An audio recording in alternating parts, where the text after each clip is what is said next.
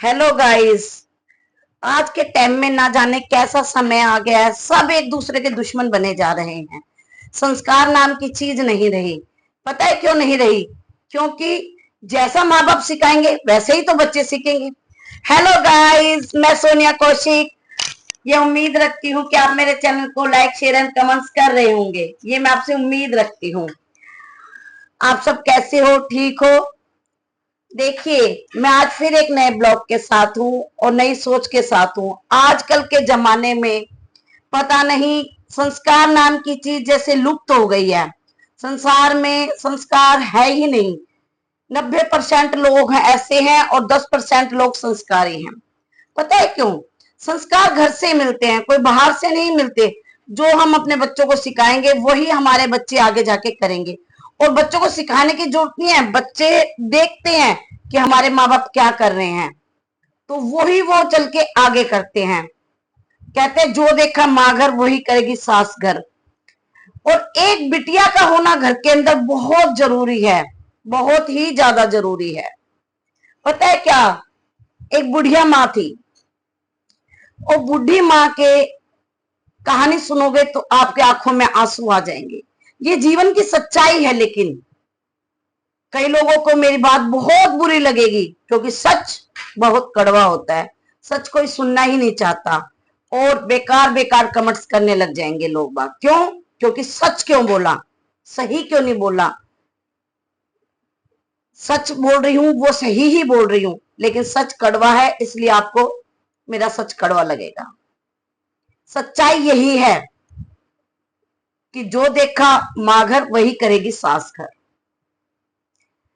बिटियाओं को अच्छे संस्कार देकर घर से विदा करें, क्योंकि वहां जो माँ है, जो सास बनेगी वो माँ है और तुम्हारा रिश्ता टूट चुका है।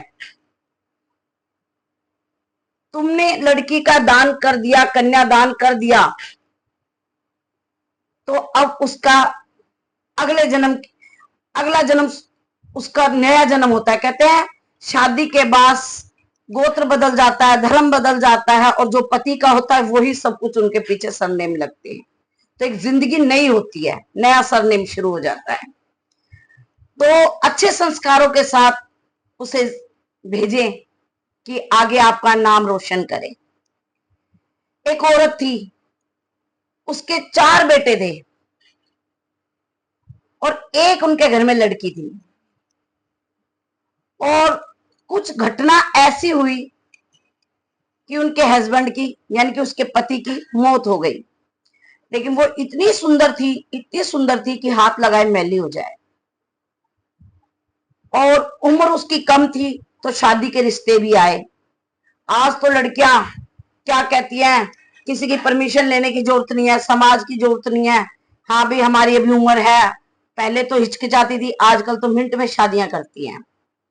आजकल देखो, पेशेंस ही नहीं है लोगों के अंदर। लेकिन उस औरत ने इतनी सुंदर होने के बावजूद 4 बच्चे और एक बेटी थी और उसका हस्बैंड गुजर गया था। उसका पति गुजरा तो वह ज्यादा उम्र की नहीं थी, बच्चे ऊपर तले के जल्दी जल्दी हो गए थे। लेकिन उसने मरते हुए पति से मन ही मन में वचन लिया कि स्वामी, आप मुझे छोड़ के जा रहे हो इस संसार से, लेकिन मैं आपको वचन देती हूँ, आपको वचन देती हूं कि मैं आपको धोखा नहीं दूंगी। मैं आपके इन बच्चों को काबिल बनाऊंगी और पढ़ाऊंगी और लिखाऊंगी और आपको धोखा नहीं दूंगी। और आपका वही पति माना है और आप मर जाऊंगी पर आपका ही नाम लेके मरूंगी। और छाती में डुक मार लेती है और कहती है आज आंसू निकाल दिए, आज के बाद ये आंसू नहीं निकालूंगी। बच्चों के लिए माँ भी मैं ही बनूंगी और बाप भी मैं ही बनूंगी। और वो अपने बच्चों को मेहनत मजदूरी, किसी के घर में बर्तन मारना, कहीं झाड़ू पोछा करना, जो काम मिला, किसी के खेतों में गेहूं काटने चली गई, कहीं गोबर फेंकने चली गई, किसी ने कुछ बचा हुआ दे दिया, किसी ने कुछ बचा हुआ दे दिया। अरे ये चीज मेरे बेटे को प्यार, चाहे मन में थी माँ के खाने की, लेकिन अरे ये मेरे बेटे को अच्छी लगती है ये चीज, मैं उस बेटे के लिए रख लेती, ये चीज उसके, अपना मन मारा और बच्चों को पेट भरा उसने। और ऐसे ही करते करते अपनी सारी इच्छाएं दफन कर दी, खाने की, पहनने की, ओढ़ने की, सब मन मार लिया और अपने बच्चों के लिए जीने लगी। और बच्चों के लिए खाना टाइम पे देना, सबको बराबर बराबर बांटना, नहीं बचना तो भूखे ही पानी पी के सो जाना। बच्चों को हर तरह की खुशी दी। बच्चों को धीरे धीरे और ज्यादा काम करने लगी, घर में भी काम लाने लगी, मिर्च कूटने लगी, जवे तोड़ने लगी, पीस काटने लगी, कढ़ाइयां करने लगी, जो काम उसको मिलता दिन में वैसे काम करने जाती घरों में, रात को अपने लिए काम लेके थी। और बच्चों का एडमिशन करवाया स्कूल के अंदर, और एडमिशन करवा के बच्चों को पढ़ने लिखे में डाल दिया, जैसी उसकी हैसियत थी सरकारी स्कूल में। कोई पहली में, कोई दूसरी में, कोई छठी में, कोई सातवीं में, कोई आठवीं में। और ऐसे ही करके बच्चे पढ़ गए, कोई पढ़ा, कोई नहीं पढ़ा, किसी को जॉब मिली, किसी ने खेती बाड़ी संभाली, किसी ने घर संभाला, किसी ने अपना काम खोल लिया, और चारों बच्चे कुल मिलाकर सेट हो गए। अब बुढ़िया माँ का बेटी के प्रति एक फर्ज था कि मैं इस बेटी के किसी तरह हाथ पीले कर दूं। उसने कहा कि बेटा अब तुम्हारी बहन ब्यानी है और तुम चारों भाई स्टैंड हो और अपनी बहन के हाथ पीले करो। मम्मी हमारी तो इतनी गुंजाइश है नहीं, मेरे पास तो ये पैसे है, मेरे पास वो पैसे, ये पैसे हैं। बुढ़िया ने कहा पैसे की चिंता ना करो, तुम स्टैंड हो, जो मेरी कमाई होगी मैं उसी में अपनी लड़की को हाथ जोड़ के कि मेरे पास रोटी और बेटी है, मैं आपको यही दे सकती हूँ, और मैं अपनी बेटी को ब्याह देती हूँ। और बिटिया को वो शादी कर देती है।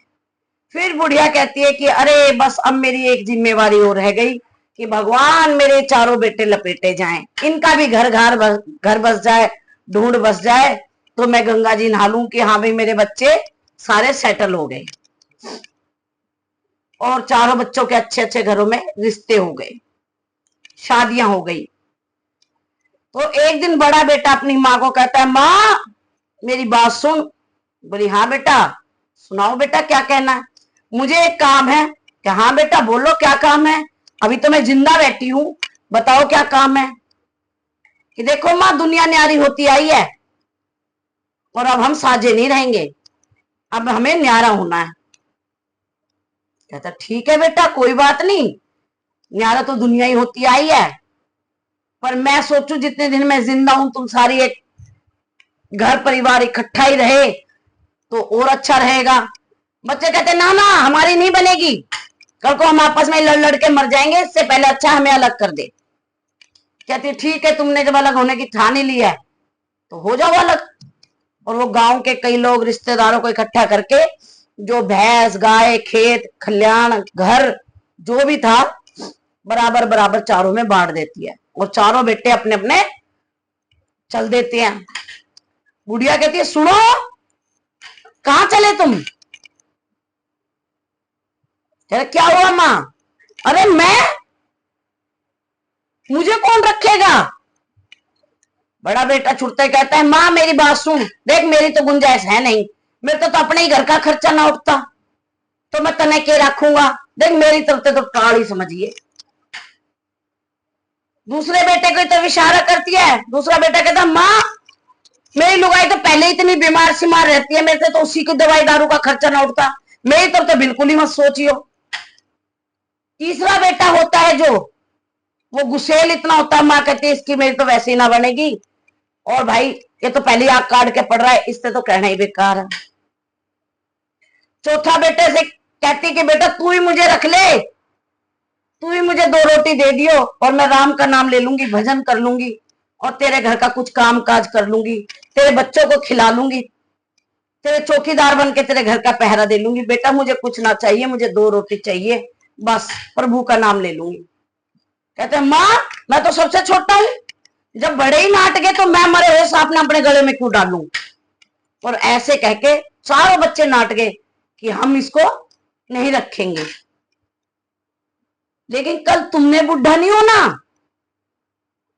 तुम्हारे बच्चे नहीं होने। ये तो बेटा चक्र है जो ऐसे ऐसे चलेगा। और बुढ़िया रोने लगी, बहुत जोर से रोने लगी कि अब मैं कहां जाऊंगी। तो वही रिश्तेदारी से चल के उनकी बेटी घर में आई और बेटी ने मां को रोते हुए देखा। बेटी ने मां को छाती से लगाया कि मां रो मत, तू तेरे 4 बेटे हैं तो एक बेटी भी है, इनके पास तेरे लिए रोटी नहीं है, लेकिन तेरी बेटी के घर भंडार भरे हैं। तूने मुझे तिल तिल का जोड़ के मेरी शादी करी, मुझे पता है तूने कैसे चक्की चलाई है, आटा पीसा है, कैसे खेतों में काम किया है, कैसे गोबर उठाया है, कैसे झाड़ू पोछे करे, भरी सर्दी में तू कैसे दिन रात लगी रही इनको पढ़ाने के लिए, इन निकम्मों का करने के लिए। लेकिन माँ मैं तेरे लिए जिंदा बैठी हूं, और ना मैंने पढ़ाई की ना लिखाई करी, लेकिन आज भी 2 रोटी मेरे घर में तेरे लिए है, और माँ तू मेरे साथ चल। वो अपनी बेटी के गले लग के बहुत रोती है, बेटी माँ के गले लग के बहुत रोती है। माँ बेटे के आंसुओं से परमात्मा का दिल पिघल जाता है। अपने चारों भाइयों के पास खड़ी हो जाती है छाती तान के, ये मेरी माँ है, और आज इस माँ को तुम धुतकार रहे हो कि कोई नहीं अपना रहा। इसकी जायदाद तो तुमने अपना ली, इसके पैसे को तो तुमने बांट लिया, घर द्वार सब बांट लिया तुमने, ये कोई तुम कमा के लाए थे क्या। कल ये मर जाएगी तो तुम टेंट लगाओगे, रसगुल्ले बनाओगे, बर्फी बनाओगे, रिश्तेदार इकट्ठे करोगे, 4 भाई मिलके 10-10 लाख रुपए का तुम भंडारा कर दोगे। लेकिन जीते जी इस माँ के लिए एक रोटी नहीं है जो तुम कुत्तों को डाल दोगे। अरे इंसान 2 रोटी तो कुत्ता बिल्ली की गाय की बाहर निकाल देता है, तो तुम्हारे लिए तो परमात्मा बैठी है घर के अंदर बुढ़िया माँ, तुम्हारे पास इसके लिए 2 रोटी नहीं है। परमात्मा की लाठी में आवाज नहीं होती, जो आप तुम इसके साथ कर रहे हो कल तुम्हारे साथ भी होना है। लेकिन तुम लोग सोचते हो कि नहीं हम तो महान हैं, हम जो कर रहे हैं सही है। बेटे ये चक्र तुम पे भी आएगा। अपने ससुराल तुम जाओ तो रसगुल्ले मिठाई लेके जाते हो, कभी ससुराल से घर वापसी आते हो माँ के लिए 2 केले भी लेके आए। जीते जी तो माँ को तुम रोटी नहीं खिला रहे, मरे पीछे तुम इनके भंडारे लगाओगे, रसगुल्ले बनाओगे, मिठाइयां बंटवाओगे। क्यों? जीते जी इनको खिलाओ ना, तो तुम्हारी गुंजाइश नहीं है। मैं अपनी माँ को लेके जाऊंगी, और मेरी माँ सुन अभी तो तूने बंटवारा ही करा, अच्छा इनके नाम जमीन जायदाद नहीं करी। तो एक बेटा कहता है कि अच्छा ऐसा है, घनी चोरी मत हो गए, हमने बेरा तेरा घर भरा हुआ है, मैं रख लूंगा माँ ने, पर ऐसा है मैं 3 महीने मैं रख लूंगा, 3 वो रखेगा, 3 वो रखेगा, 3 महीने वो रख लेगा, ऐसे करके माँ का टाइम पास हो जाएगा। बुढ़िया माँ काफी देर तक बकवास इनकी सुनती रही, अपने चारों लड़कों के विचारधारा को जानती रही कि मेरे बच्चों के मन में मेरे लिए क्या विचार है, सुनती रही। और लास्ट में माँ ने कहा कि मेरी बात सुनो बेटा, अपनी अपनी बहुएं ठाओ, अपने अपने बच्चे ठाओ, और चारों के चारों इस घर से विदा हो जाओ। मैं नहीं दूंगी किसी को अन्नी भी। मैं अपने घर में बैठी हूं, 3-3 महीने तू आ जाइए बेटा अपने बहू बेटे को मेरे पास रहने के लिए, 3 महीने वो आ जाएगा बेटा बहू को मेरे घर रहने के लिए, 3 महीने वो ले आएगा, 3 महीने वो ले आएगा। मेरी जमीन जायदाद जितने दिन मैं जिंदा हूं मेरे पास रहेगी, मैं तुम्हारे पास नहीं रहूंगी, तुम मेरे पास आना रहने, और झोला झंडी ठाओ और भागो यहां से। कहते हैं मां ममता का रूप है तो मां काली का भी रूप है। अब बेटे रोए, ये क्या कह दिया माँ, ये क्या कह दिया माँ, क्यों तुम कमा के रख गए यहाँ पे, जब तुम्हारे से अपने ही खर्चे पूरे नहीं होते, तुम्हारे से अपनी दवाइयों के खर्चे पूरे नहीं होते, तू मेरे घर में रह के ही मुझे आंख निकाल रहा, जिसका गूमूत करा, गीले में मैं सोई, सूखे में तुझे सुआया, रात रात आधे आधे घंटे में तू रोने लग जाए, तुझे दूध देना, तेरे को पेशाब कराना, लैट्रिन कराना, बोलता नहीं था तब भी समझ जाना कि अब तुझे भूख लगी, अब तुझे लैट्रिन आई, अभी तुझे पेशाब आया, सारी रात जाके सारा धंधा छोड़ने के बाद भी तुम लोगों के मैंने ये फर्ज निभाए। मेरी भी जवानी थी, मैं शादी कर सकती थी, मेरे बहुत रिश्ते आए, मैंने जवानी किसके पीछे काटी, तुम्हारे पीछे मैंने अपनी जवानी काटी कि मेरे बच्चों को मैं पढ़ा दूं, लिखा दूं, स्टैंड कर दूं, और मेरी जिंदगी के 5 साल, 2 साल, 10 साल इसके लिए तुम्हारे दिल में झिकझिक, और मैंने तुम 25-25 साल के, 30-30 साल के खागड़ खड़े कर दिए। तो परमात्मा की लाठी से डरो। ये संसार परमात्मा का है जिसमें हम रह रहे हैं, हमें ये घर खाली करके परमात्मा के पास ही जाना है। परमात्मा दुख देने पे आए ना, 1 सेकंड का दुख बर्दाश्त नहीं करोगे, जो तुम कर रहे हो वही तुम्हारे साथ होगा। और जिस बेटी ने अपनी सास पे रहम नहीं खाई कि हाँ भाई इस सास के प्रति मेरे फर्ज हैं, चाहे मैं कहती हूँ 3 बेटे कुछ ना करे, तुम अपना फर्ज तो करो कि मैं तुम्हारे लिए ये कर, भगवान की नजरों में करो, कोई कर रहा है ना करे, ईश्वर उसी तरह का फल देगा जैसा माँ बाप के साथ तुम करोगे। तो चारों बेटों की आंखों में पानी आ गया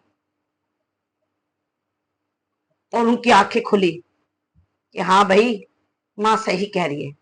जब उन्हें देखा ना कि हाँ भाई बाहर हमें किराया भरना पड़ेगा, बाहर हमें कैसे रहना पड़ेगा, तो चलो जी माँ माँ माँ माँ माँ माँ, फिर विचारधारा एकदम चेंज, स्वार्थी रिश्ते हो गए हैं, स्वार्थ रह गया सबका। तो मैं इतना ही कहूंगी, माँ बाप की जीते जिंदगानी सेवा करो, माँ बाप को दुख ना दो, और हर घर में एक बेटी जरूर हो, और अपनी बेटियों को ऐसे संस्कार देके भेजो कि बेटा जैसे तू रहेगी ऐसी हमारे बहू आएगी, जैसे तू अपनी सास के साथ करेगी मेरी बहू मेरे साथ करेगी, और ये कर्म लिखे जाएंगे। तो कोई बेटी ना अपनी सास को दुखी करेगी ना अपने ससुर को दुखी करेगी, और अपनी माँ बाप का स्वरूप सास ससुर के अंदर देखेगी। और बंधी झाड़ू लाख की, खुली झाड़ू खाक की, बंधा हुआ परिवार की तो ताकत ही अलग होती है। कहते हैं ना, जो वृक्ष से पत्ते टूट के गिर जाते ना उनकी कोई कदर नहीं होती, और जो वृक्ष के साथ टहनियों पे लगे होते ना उनकी वैल्यू होती है। तो परिवार के साथ जुड़ के रहें, संयुक्त परिवार में रहें, माँ बाप की अपनी इज्जत करें। माँ का कर्जा तुम जिंदगी भर में कभी भी नहीं उतार पाओगे, तो जीते जी माँ बाप को सुख दो, समझ लो यही भगवान है तुम्हारे, इन्हीं की सेवा कर लोगे, समझ लो परमात्मा की सेवा कर ली। बाकी किसी को मेरे विचार बुरे लगे हो तो मुझे क्षमा करना, मैं आपसे क्षमा प्रार्थी हूँ। लेकिन कर्म का चक्कर ना मेरे कहने से रुकेगा ना आपके कहने से रुकेगा, जैसा करोगे वैसा ही फल पाओगे। तो मैं यही कहूंगी, सास ससुर को माँ बाप समझे, तुम्हारे माँ बाप को भी तुम्हारी जो भाभी आएगी वो माँ बाप ही समझेगी, सास ससुर नहीं समझेगी। जो दुख तुम आज अपने सास ससुर को दोगे वही दुख कल तुम्हारे माँ बाप को मिलेगा। तो इसलिए कर्म अच्छे करो, और माँ बाप को जीते जी सुख दो, मरने के बाद नहीं।